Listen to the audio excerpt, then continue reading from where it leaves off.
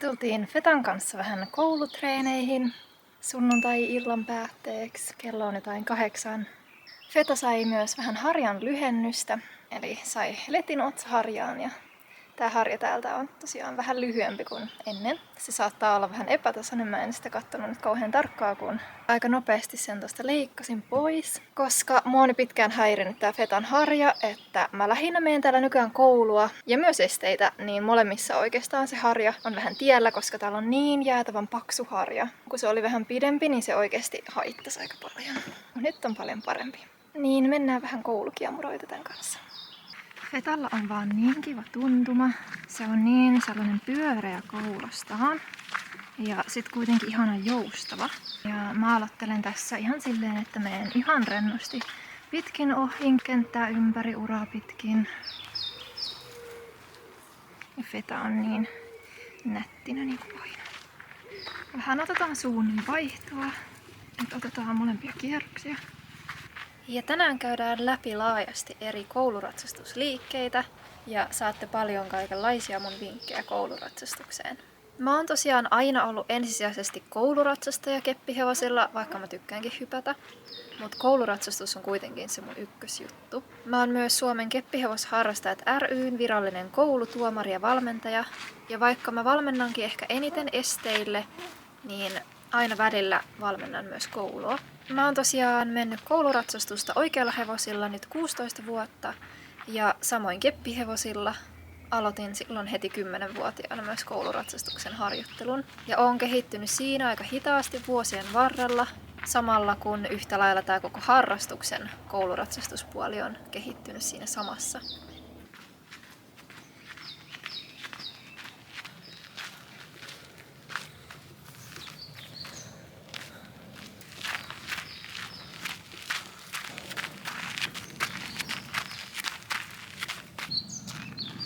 Aloitetaan sitten siitä, että lähdetään urolla ihan ravia. Kyllä nyt vähän kokoonnetuta ohjaa. Saadaan vähän koottua sitä heti. En ota vielä ihan koottua ravia, mutta kuitenkin vähän kokoon. Mä vähän haen sitä sinne. Se kokoisi pikkasen enemmän. Kuitenkin pidän semmosen hyvän energian. Ja toisaalta yritän katsoa, että rentous säilyy siellä.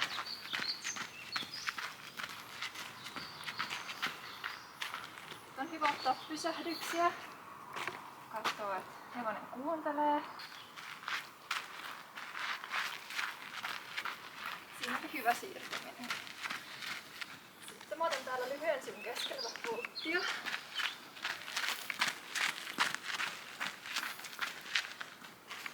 Vähän tuntuu tähän oikeaan suuntaan hankalalta tää kääntyminen.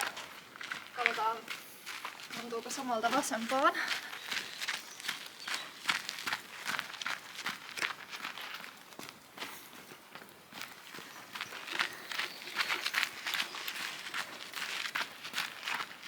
Vasempaan on tänään helpompi mennä jotenkin. Kaikki kulmat ja kaarteet tuntuu helpommalta.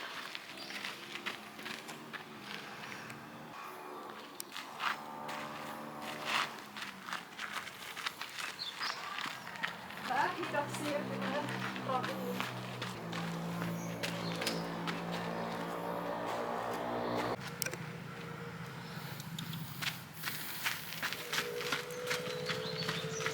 Ja jos hevonen alkaa tekemään tälleen, uras vähän tuolta kuolaimen alta, eli se alkoi ottaa päätä tänne alas, niin se ei ole hyvä, jos se tekee tommosta, joten yrittää pitää se ryhti siinä. Vähän antaa enemmän apuja, että se vähän menisi enemmän eteenpäin sieltä takaa tosta. Siinä oli ihan ok pysähdys.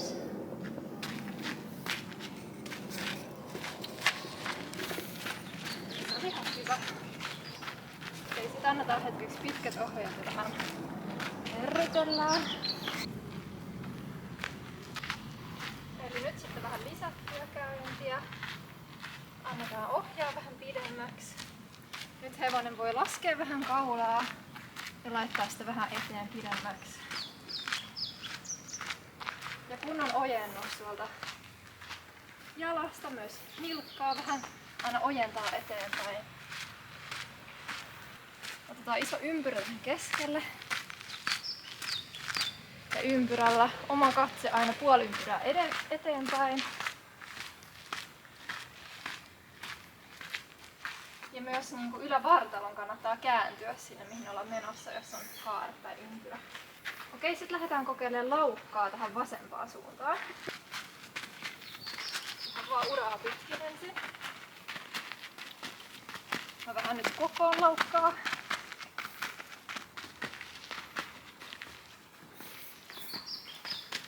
Vähän pohkeen väistöä. Vaitta. Okei, tänne kulmaan ei mahtunut askeleita oikein, ei saada otettua vaihtoa. Veta alkoi pikkasen hermostua siitä, koska se kokoaminen oli vähän liikaa Vetalle. Otetaan vaan uudestaan. Mä voin ottaa tällä kertaa sulkutaivutusta tuolla pitkällä sivulla molempiin suuntiin. Eli täältä mä otan tänne kentän sisälle päin sulkutaivutusta.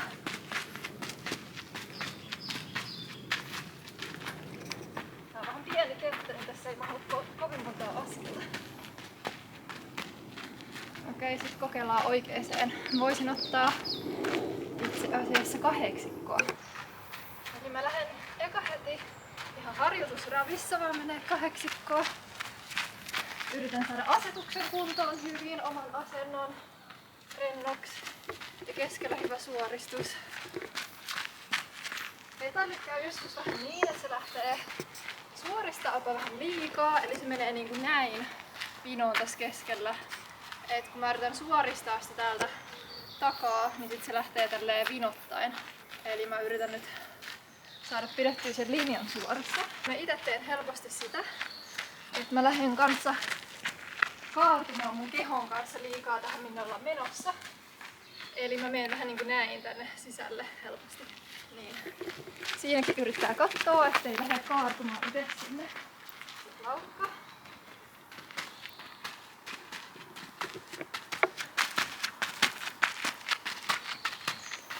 Okei. Huomaa, että tää oikea suunta ei oikein nyt mene hyvin. Heti tähän vasempaan suuntaan, että rentoutuu paljon paremmin. Mutta vähän jäykkää on mukana. Varsinkin oikein. Oh my god! Siru! Säikähdin ihan hirveesti. Luulen, että siellä on joku villieläin. Mitä sä täällä teet? Niin. Okei, sit mä ajattelin näyttää teille vähän kokoamista ja lisäämistä eri askellajeissa. Aloitetaan ihan käynnistä. Eli nyt mä oon ihan pitkin ohi, menen aika semmoista harjoituskäyntiä, vähän ehkä pitkää. Vetalla on aika pitkä askel tää normaali askel, niin helposti menee vähän pidempään. Mut nyt kerätään ohja. Ja tosiaan aletaan ottaa keskikäyntiä, eli semmoista voimakasta, nättiä askelta. Ei pitkää eikä lyhyttä, vaan semmoista aika keskivertoaskelta. Ja yritetään saada sitä hevosta vähän rullaamaan paremmin. Askeltamaan sieltä niinku takaa eteen niin sanotusti. Eli että se askel alkaa vähän rullata paremmin. Sitten muistetaan oma katse olla tuolla ja keho pikkasen kääntyneenä aina puolen ympyrää eteenpäin. Sitten mä alan koota. Eli ottaa koottua käyntiä. Pidetään hyvä energia. Mutta aletaan lyhentää askelta. Otetaan vähän ohjaa. Kerätään vähän sitä ylemmäs sitä päätä. Ja polvet nousee enemmän tonne ylöspäin kuin eteenpäin. Se on nyt vähän kiirehtii, mutta tässä on ihan hyvä ollakin semmonen kunnon energia, ettei se lähde tämmöiseksi niinku hitaaksi hissutteluksi. Vaan siinä pitäisi kuitenkin olla se eteenpäin pyrkitys. No sitten otetaan lisättyä käyntiä, eli annetaan ohjaa ja pidennetään askelta.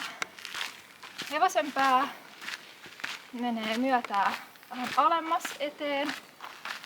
Ei ihan täällä niinku alhaalla näin, mutta jonkun verran. Ja ohjeen ei tarvitse olla todellakaan löysä, vaan semmonen pikkasen pitkä, pikkasen löysä, mutta ei liikaa. Ja tosiaan askel ojentuu nätisti polvesta ja nilkistä. Sitten otetaan ravi ja haetaan eka ihan hyvä harjoitusravi. Eli rento tavallinen. Ja sitten lähdetään ottaa keskiravia. Eli pikkasen otetaan sitä hevosta sieltä kasaan vähän paremmin ja yritän saada askelta rullaamaan netisti. Näin. Sitten lähdetään ottaa koottua ravia. Eli lyhennetään. Mulla on vähän pikkasen pitkä ohri täältä. Ja tätä voi välillä hakea sille oikein kunnon lyhyeksi. Jos haluaa ottaa vähän haastetta. Tosiaan tuo polvi nousee enemmän ylös kuin eteen. Sitten lisätty.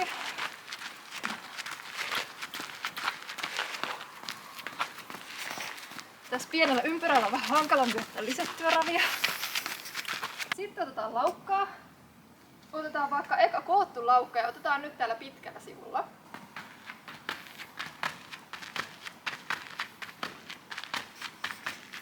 Eli kootussa laukassa taas lyhyt askel. Sitten harjoituslaukka tai keskilaukka. Hyvä rullaava perusaskel. Ja sitten otetaan vielä lisätty laukka.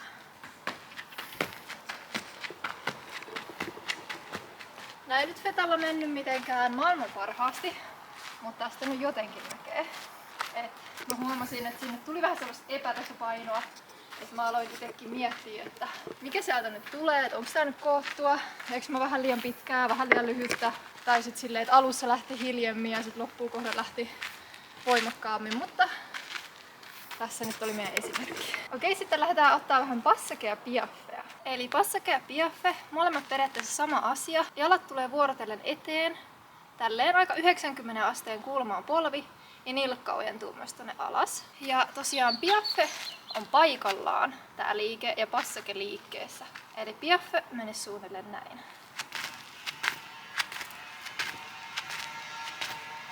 Ja tätä voi alkaa treenaamaan silleen, että lähtee joustaa pikkuhiljaa. Kiitos mopo. Eli ensin voi lähteä ihan hakemaan sitä asentoa.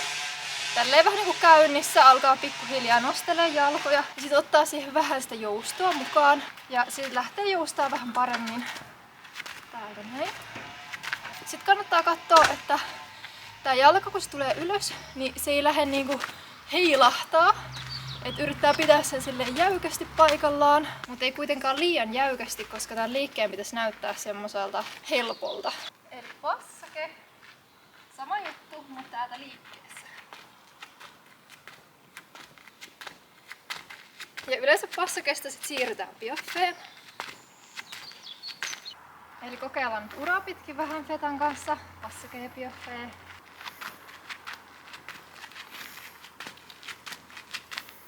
Tässä on hyvä kiinnittää katse johonkin yhteen pisteeseen, et saa pidettyä tasapainon hyvästi. Mulla on nyt vähän ponnistusvoimaa jaloista kadoksissa, koska mä oon treenannut tänään sen verran paljon, mutta se paranee vaan treenillä. Ei oo itekään pitkään aikaan tullut mentyä koulua, niin hän tuntee jo kyllä kehossa. Sitten lähdetään vielä kokeilemaan vähän laukkapiruetteja. Mä oon nyt huomannut, että feta menee paljon paremmin vasempaan suuntaan tänään. Mutta mulla itsellä laukkapiruetti on ehdottomasti hankalampi siihen vasempaan suuntaan, joten aloitetaan oikeasti. Eli ensin otetaan hyvä koottu laukka. Ja sitten piruettia.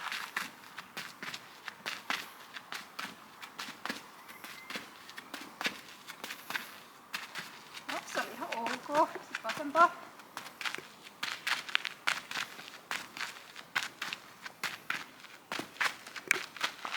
Okei, siinä on sitten vielä vähän hiomista, mutta suunnilleen näin. Tänään feta vähän levitti sitä piruettia, että se oli pikkusen epätasapainoinen. Välillä mä otin vähän isompaa askelta ja mulla oli vähän se tasapaino siinä hakusessa, mutta kokeillaan vaan uudestaan. Mä sanoisin jopa, että vasemmalle ehkä meni jopa paremmin tänään. Okei, mulla on nyt vasen ekaksi.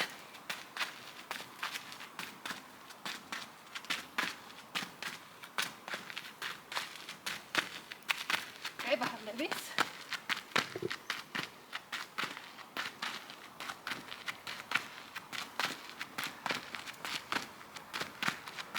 Okei, se oli ihan ok.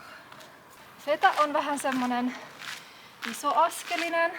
Siellä on semmonen mahtipontinen askel. Se on aika isokokoinen arabian hevoseksi, niin sillä voi tosiaan olla hankaluuksia noissa kaikissa kokoamisissa. pirueteissa ja tollasissa. Niin mitä mä yleensä teen, jos se piruetti tuntuu, että se vähän levii, niin mä otan ihan koottua käyntiä ja alan ottaa tämmösiä niinku kulmia tänne joka paikkaan, vähän molempiin suuntiin. Ja mä otan nää kulmat silleen niinku vähän niinku pienenä takausakäännöksenä. Semmosena puolikkaana takausakäännöksenä. Eli pitää alkaa harjoitella silleen, että pysähtyy eka. Ja sit lähtee suoraan niinku askeltamaan tänne sivulle. Ja toinen jalka tulee aina viereen. Tässä olisi kokonainen niinku takausakäännös eli piruetti. Mut mä otan vaan tällaisia niinku kulmia niin sanotusti. Sitten tätä voi lähteä tekemään esimerkiksi piaffessa.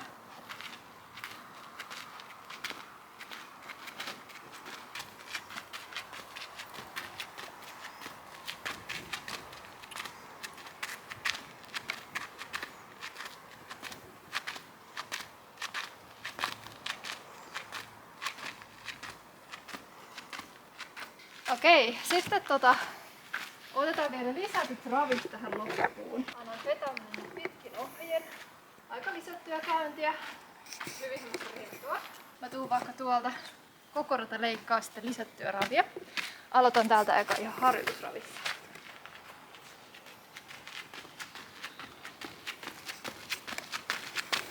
Siinä oli nyt tosi hyvä lisäys fetalla. Me ollaan tänään muutaman kertaa kokeiltu tota. Ja tossa löytyi hyvä tasapaino, oikein kunnon lisäys. Mitä mieltä olit sinun? Menikö se hyvin? No Siru ei kommentoi. Mutta kun menette koulua, niin aina kun se tuntuu hankalalta, kun te yritätte mennä kaikenlaisiin liikkeille, niin kannattaa oikeasti keskittyä perusjuttuihin. Eli mullakin, jos mä harjoittelen vaikka jotain laukkopiruettia tai jotain hienoa koulurataa, niin joskus menee vaan silleen solmuun, että ei oikein onnistu mikään, niin sit kannattaa ihan harjoitella niitä perusaskeleja ja sitä rentouttavaa hakea siihen. Et ei kannata purastaa liian isoa palaa kerralla koko kropassa, niin ne lihakset tottuu siihen menoon pikkuhiljaa, että vaikka heti alkaa hirveästi väsyttää, niin se ei haittaa. Se täytyy vaan niinku toistella muutaman kerran viikossa, kun treenailee vaikka, niin siitä se pikkuhiljaa sit kehittyy. Ja sit jossain vaiheessa ei tarvikaan pysähtyä hengittää niin paljon enää. Mennään Fetan kanssa vähän vielä ravia silloin.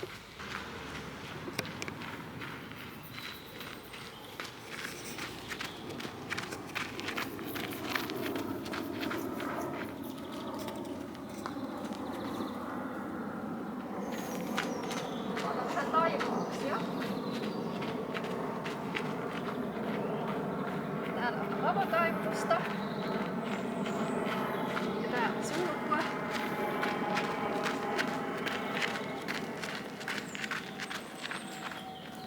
No hyvin. Nyt otetaan täyskaarto. Ja lähdetään toiseen suuntaan mennä täällä heti sulkua. Tähän suuntaan heti mä huomaan, että tuntuu ihan todella paljon jäykemmältä. Täällä on avo. Täällä on sulku. Mä yritän vähän hidastaa ja vähän hakea sitä rentoutta siihen. Okei, nyt avotaivutus sujuu vähän paremmin.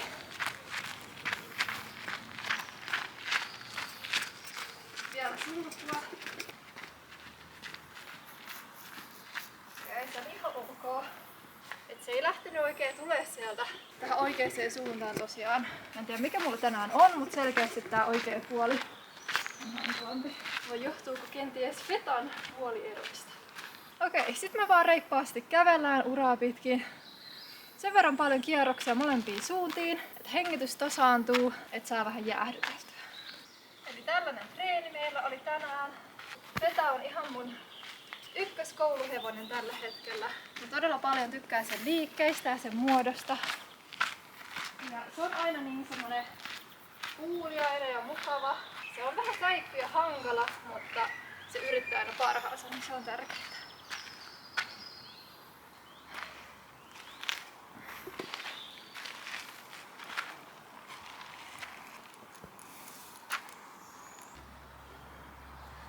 Kiitos paljon kun katsoit taas videon. Toivottavasti tästä oli jotain apua, vinkkejä teille kouluratsastukseen ja nähdään taas seuraavassa videossa. Moikka! Kuka siellä on? Hei! Mihin sä oot oikein päätynyt? Mihin? Tässä teille todistusmateriaalia siitä, kuinka Siru rakastaa matkustaa laatikossa. Se hyppää aina kaikkiin laatikoihin, mutta erityisesti se tykkää, kun joku kantaa sitä joka paikkaan.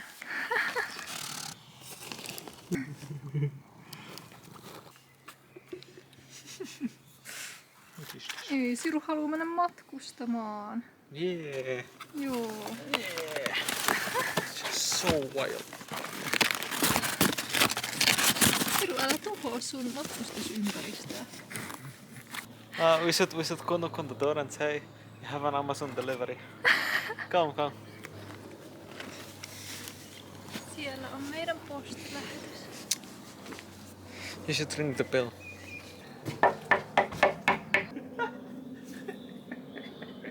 I'm so curious.